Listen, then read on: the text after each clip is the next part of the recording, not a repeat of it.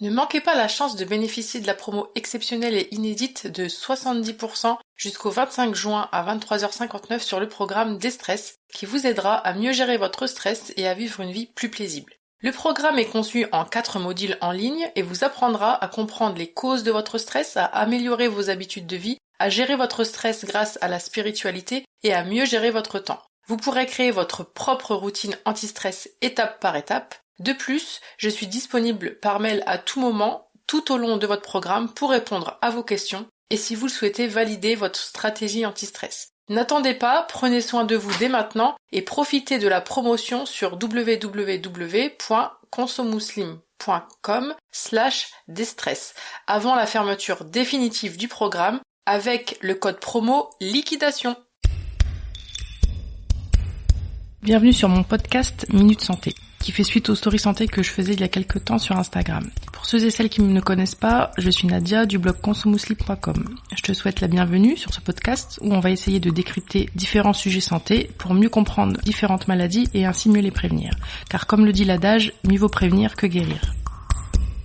Bienvenue dans ce 3e épisode du podcast Minute Santé.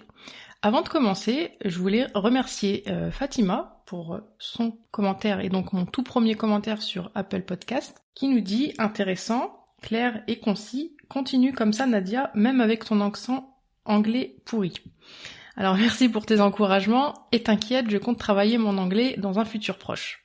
Si toi aussi tu souhaites soutenir le podcast à ton échelle, n'hésite pas à le noter et à laisser un commentaire sur Apple Podcast. Ça permet ainsi de mieux le référencer. Pour ce 3e épisode, on va aborder un sujet de santé publique, une des maladies du siècle, à savoir le stress. Qui n'a pas été déjà stressé au moins une fois dans sa vie ? Le problème, c'est quand ce stress devient chronique et qu'il est mal géré. Nous allons donc voir ensemble dans ce podcast, tout d'abord ce qu'est le stress, ses symptômes afin de mieux le reconnaître, et pour finir, quelques pistes d'action pour mieux s'en débarrasser. Le stress est de plus en plus fréquent dans nos sociétés modernes. Il a touche ou touchera au moins une fois la majorité d'entre nous. C'est pour cela qu'il est important d'en parler, de savoir de quoi il s'agit, de savoir le reconnaître et surtout de savoir comment mieux le gérer. On ne peut pas gérer un problème si on ne le connaît pas. Le terme stress a plutôt une connotation péjorative. Or, pour commencer, il faudrait différencier le bon stress, qu'on appelle eustress, et le mauvais stress, qu'on appelle distress. Le bon stress, c'est une réaction normale de l'organisme qui lui permet de s'adapter à une situation plus ou moins dangereuse. Ce bon stress est un mécanisme de défense inné que l'on observe également chez les animaux. C'est par exemple ce qui nous permet de réagir face à un danger. C'est donc une réaction tout à fait normale. C'est le stress qui permet de mobiliser nos ressources pour s'adapter de façon adéquate à une situation donnée. Le mauvais stress, lui, c'est celui qui perdure dans le temps, celui où les capacités d'adaptation sont dépassées, c'est le stress qui est nocif et où nos ressources sont dépassées, épuisées, et qui nous permettent plus de nous adapter à une situation mais plutôt de la subir avec tous les effets désagréables qui en découlent. Donc pour résumer, un stress à petite dose est nécessaire à la vie pour réagir dans une situation donnée, pour se challenger, pour avancer dans sa vie, mais à trop forte dose et de façon prolongée, le stress s'avère délétère pour notre organisme. D'autre part, on peut diviser le stress en 3 phases. Une phase dite d'alarme, une phase de résistance et enfin une phase d'épuisement. La phase d'alarme du stress est un peu la phase archaïque, la réaction réflexe du corps. C'est par exemple Nora qui sursaute en entendant le bruit d'un pétard, son cœur se met à battre vite, elle a mal au ventre, etc. Les symptômes disparaissent assez vite quand elle se rend compte que ce n'était qu'un pétard, donc ici il s'agit d'un stress aigu. La phase de résistance du stress intervient quand le stress commence à durer dans le temps. Car clairement, le corps ne peut pas rester indéfiniment en phase d'alerte si le stress perdure, au risque de s'épuiser. Ainsi, cette phase mobilise les ressources de l'organisme pour contrôler la phase d'alerte dans le but de nous éviter l'épuisement. Quand ces capacités de contrôle sont dépassées, quand les ressources de notre organisme ne sont plus suffisantes et s'épuisent à force d'être trop sollicitées, intervient la 3e phase du stress qu'on appelle la phase d'épuisement. C'est clairement la phase pathologique du stress qui intervient en cas de stress chronique. Passons maintenant aux symptômes du stress. Donc, quels sont les symptômes du stress ? Comment le reconnaître ? Le stress se manifeste dans différentes sphères, la sphère physique, la sphère psychologique ou encore cognitive. Parmi les symptômes physiques, on retrouve les troubles digestifs à type de douleur du ventre, de l'estomac, les troubles du transit à type de diarrhée souvent, ou encore les nausées, des variations de poids avec soit une perte, soit une prise de poids selon les personnes, ce qu'on appelle les troubles musculo-squelettiques avec de la tension et des douleurs musculaires, des problèmes de dos, des maux de tête, des troubles du sommeil, le fait d'être plus vulnérable et de tomber plus souvent malade, des douleurs au niveau de la poitrine, au niveau du cœur, et le cœur aussi qui bat trop vite, etc., etc. Sur le plan psychologique, le stress peut se manifester de différentes manières également. La personne stressée ne tient pas en place. Elle est agitée, elle est irritable, impatiente. On pourrait dire vulgairement qu'elle est sur les nerfs. C'est une véritable boule de nerfs qui n'arrive pas à se détendre, à se relâcher, à se relaxer. Ce qui occasionne une grande fatigue et peut aboutir malheureusement dans certains cas à des cas de dépression. Sur le plan cognitif et comportemental, le stress occasionne quelques changements. La personne stressée a du mal à se concentrer, a des troubles de la mémoire, a du mal à prendre des décisions et va avoir tendance à broyer du noir. C'est-à-dire que sous l'effet du stress, la personne va avoir tendance à être pessimiste, à tout anticiper de façon négative et de façon anxieuse, à s'inquiéter pour tout et en arriver même à perdre son objectivité et sa capacité à juger les situations de façon adéquate. Si on devait résumer ces symptômes, on pourrait dire que la personne stressée est une personne constamment sur le qui-vive, que ce soit physiquement ou psychologiquement. On comprend donc pourquoi un état pareil n'est pas tenable sur la durée. Maintenant que l'on a vu ce qu'est le stress et comment le reconnaître, voyons quelques pistes d'action pour mieux le gérer. Première piste d'action, c'est d'agir sur la ou les causes quand cela est possible. Le stress peut avoir différentes causes, des causes biologiques comme le manque d'activité physique, une alimentation déséquilibrée, des allergies alimentaires, tout changement hormonal comme lors de la puberté, de la grossesse, de l'allaitement ou encore de la ménopause, les perturbateurs endocriniens comme les pesticides par exemple, etc., etc. Le stress a également des causes socio-culturelles. On peut citer les fameuses normes sociales, le fait par exemple de devoir afficher au travail des valeurs contraires à celles que l'on a d'habitude, la pression au travail, la surcharge de travail, l'exigence émotionnelle au travail, le manque de reconnaissance au travail, l'insécurité de l'emploi, le chômage, les différents changements de situation, qu'ils soient heureux ou malheureux d'ailleurs, comme le mariage, le divorce, une promotion, un déménagement, un deuil, etc., etc. Toutes les causes qui remontent à l'enfance et qui n'ont pas encore été réglées à l'âge adulte, et aussi des facteurs individuels. Chaque situation stressante n'est pas vécue de la même manière par tout le monde. Donc le but ici est de dépister là ou les causes sur lesquelles on peut agir et de faire en sorte de les diminuer ou de les faire disparaître. Deuxième piste d'action, avoir une alimentation saine et équilibrée. L'alimentation a vraiment une place primordiale dans un certain nombre, pour ne pas dire toutes les pathologies. Soigner son assiette, c'est soigner son corps et son esprit. Ce que tu mets dans ton assiette est responsable de ton état de santé. Veille notamment à avoir une alimentation riche en magnésium qui a une action régulatrice et équilibrante sur le stress. N'hésite pas à te faire supplémenter si besoin. Les oméga 3 sont à privilégier également. Pour plus de détails, je t'invite à écouter ou réécouter le premier épisode du podcast sur la dépression où j'en ai parlé plus en détail. Je te mettrai le lien en description de l'épisode. Troisième piste d'action, avoir une activité physique régulière. Pour les non-sportifs, il peut s'agir par exemple d'introduire progressivement 3 séances de 30 minutes par semaine. Pour les plus motivés, vous pouvez aller jusqu'à 1 heure, 3 fois par semaine. Si tu n'aimes pas le sport, essaye de choisir une activité qui te fait plaisir, même une activité douce comme les pilates par exemple, ou encore juste de la marche. L'essentiel est de rééduquer ton corps à bouger progressivement. Quatrième piste d'action, apprendre à se reposer. Écoute ton corps, quand tu es fatigué, repose-toi. Le repos, ça peut être une sieste ou juste s'asseoir le temps qu'il faudra pour faire taire ton agitation mentale. Il y a 1001 manières de faire des pauses, à toi de trouver la tienne, donc l'objectif minimum 30 minutes de repos ou de pause par jour. Cinquième piste d'action, la respiration, en privilégiant notamment la respiration ventrale. À faire au calme, en pleine conscience. Si tu n'as jamais fait ça de ta vie, la première fois ne dépasse pas 3 cycles respiratoires pour éviter l'hyperventilation. Tu peux aussi pratiquer la cohérence cardiaque. Pour être bien guidé, tu peux utiliser l'application Respirelax. Sixième piste d'action, la phytothérapie. Tu peux utiliser les plantes contre le stress comme adjuvant. Ça ne fera pas tout le travail tout seul. Pas de potion magique, quoi.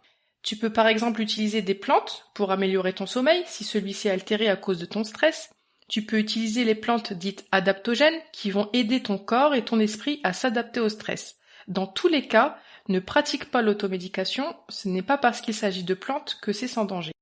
Tu peux par exemple te faire conseiller par ton médecin traitant, un phytothérapeute, une naturopathe, une herboriste, un pharmacien, en te renseignant bien sur les contre-indications de la plante que tu choisiras et de ses possibles interactions si tu prends un quelconque traitement de façon habituelle comme la pilule ou autre. 6e piste d'action, l'aromathérapie. De la même manière, il existe des huiles essentielles efficaces contre le stress que tu peux utiliser par exemple en inhalation, en diffusion, en massage, etc. Attention, encore une fois, il est primordial de se faire conseiller par un spécialiste des huiles essentielles, car elles ne sont pas sans danger. 8e piste d'action, avoir un sommeil de qualité et donc une hygiène du sommeil irréprochable. Pense à te créer une routine sommeil afin de faciliter ton endormissement. Je te mettrai en description de cet épisode le lien vers un de mes articles sur le sujet qui te donne 8 conseils pour une bonne hygiène du sommeil. 9e piste d'action, la méditation. Il y a beaucoup de formes de méditation possibles, une méditation spirituelle par exemple, qui peut être par exemple pour les musulmans le fait de méditer sur la création, sur les paroles de Dieu, etc. Le but étant de créer une pause et fixer son attention sur un objet, sur soi ou sur une pensée en particulier. Il existe différentes façons de méditer.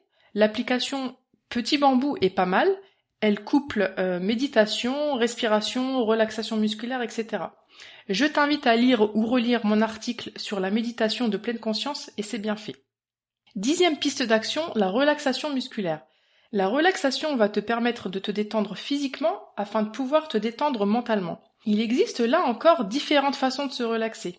Il existe des exercices de détente musculaire corps entier, ou bien spécifiques qui visent par exemple que le bas du corps ou le haut du corps ou que la tête, etc., etc. Le principe est généralement le même et va consister en une série d'exercices de contraction-décontraction des muscles dans le but de se détendre en profondeur.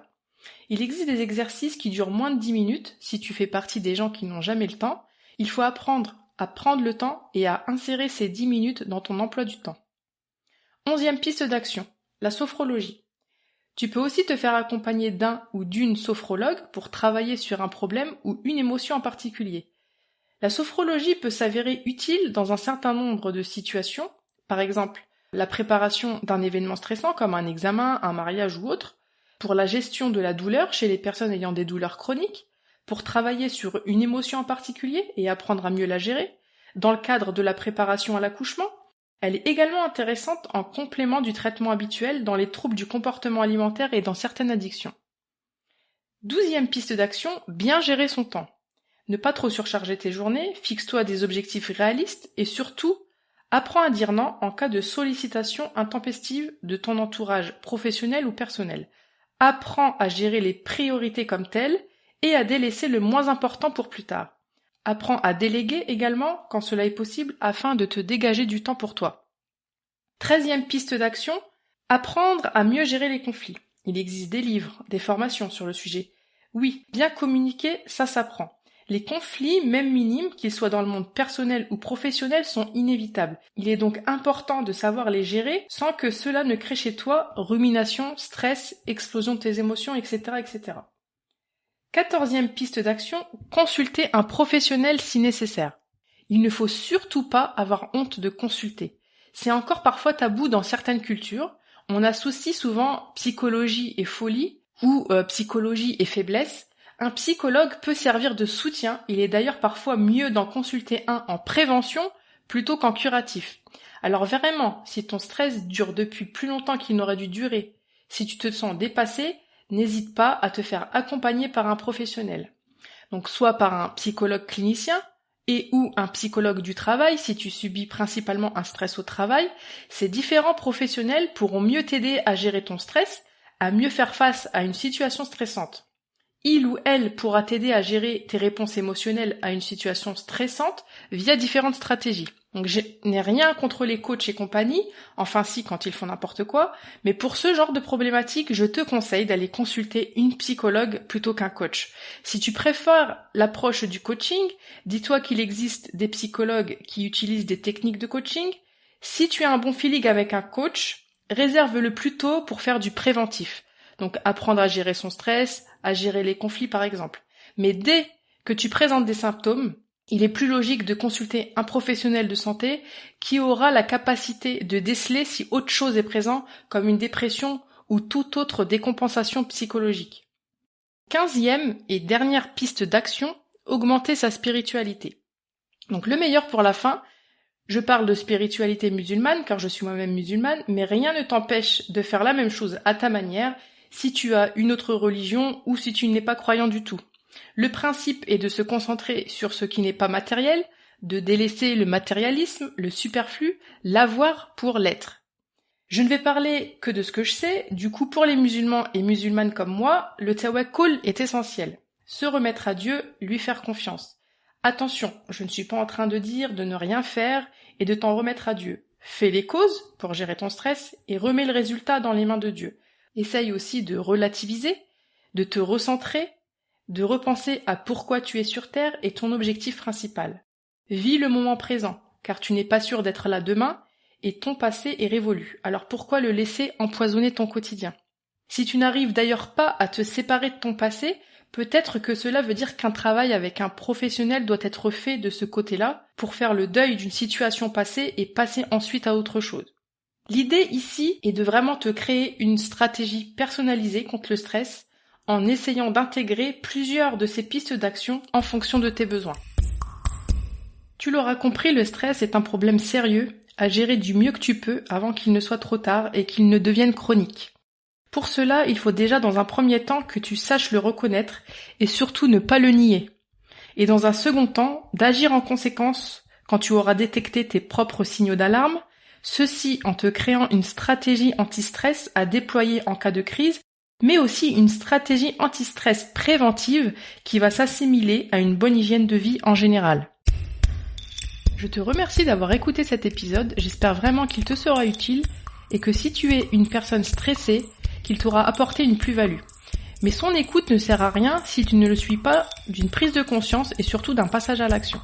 Si tu as aimé cet épisode et les autres, n'hésite pas à soutenir le podcast en le notant et en laissant un commentaire sur Apple Podcast. Je te dis à bientôt pour le prochain épisode où on décryptera un autre problème de santé majeur. Je ne t'en dis pas plus, à plus dans le bus.